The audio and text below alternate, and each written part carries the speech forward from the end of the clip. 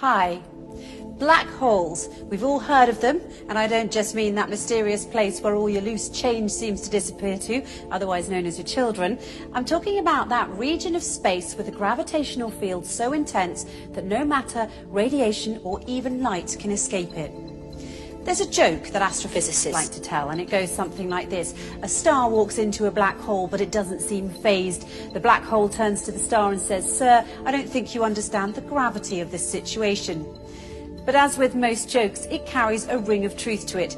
Until 2011, astrophysicists were not able to confidently report this phenomenon of stars falling into black holes, but now they can.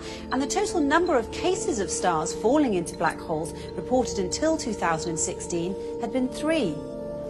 Interestingly enough, although it's not an astrology book, there's an entire chapter in the Quran called The Star, and the first verse of that chapter is, "By the star when it falls." In this chapter, the Quran describes characteristics of a place so similar to what we now know as fitting the description of the black hole that it will send a shiver down your spine. In the Islamic faith, it is believed that God granted Prophet Muhammad a special trip to the heavens. This trip was miraculous, of course, as there was no technological way the Prophet could have taken such a journey at the time, seeing as how planes hadn't even been invented, let alone rocket ships. Nonetheless, if you study this miraculous night journey closely, you'll find that there are many clues to prove that this incredible journey did indeed occur. Not only that, where it took place turns out to be of great interest too, because astonishingly enough, the description of the area the Prophet ascended to matches the characteristics of what we now know about the black hole.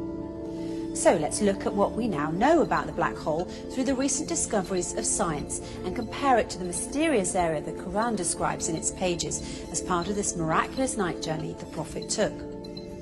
Firstly, in verse 16 of chapter 53, the Quran describes this place in space as very dark. In fact, it describes it as darkness covered or draped in darkness, which is not surprising. Space is a pretty dark place. Even so, some areas are darker than others, but nothing is darker than a black hole, because black holes have such immense forces of gravity, nothing, not even light, can escape from them. That's why they're black. And because they're black, they are veiled from direct observation. They nevertheless reveal themselves indirectly, as scientists have special tools that can help them see how stars that are very close to black holes act differently than other stars because of the immense force of gravity that black holes have, and this helps them identify the location of black holes. Secondly, according to the Quran, when ordinary people look at this dark area in space, they can't see it directly as their eyes bypass or surpass the boundary of this area, and they only see beyond it or around it. It's almost as if this area behaves as a lens. Science, it turns out, has a term for this. It's called gravitational lens. Let's take a closer look. Normally we think of light travelling in straight beams, but near a black hole, the powerful force of gravity bends and warps rays of light around it, creating a visual imprint on the surrounding material. Astrophysicists have proved that a black hole bends light to act like a cosmic magnifying glass, giving astronomers a view of an even more distant galaxy behind it. And this, my friends, is what we call a gravitational lens.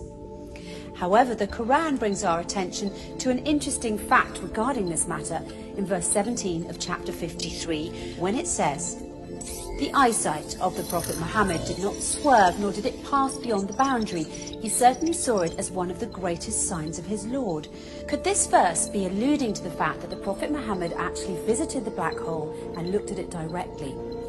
Thirdly, the Quran describes this area's shape, wide at the top with sloping sides and a narrow tube at the bottom, almost funnel-shaped.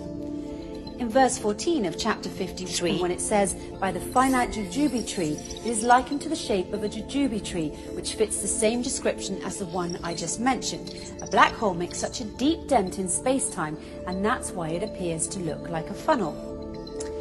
Despite the black hole's effects on the movement of matter and its tremendous suction power, the black hole's space-time dent remains hidden behind its event horizon, and it's always surrounded by an area which does not allow light to escape and therefore cannot be directly observed.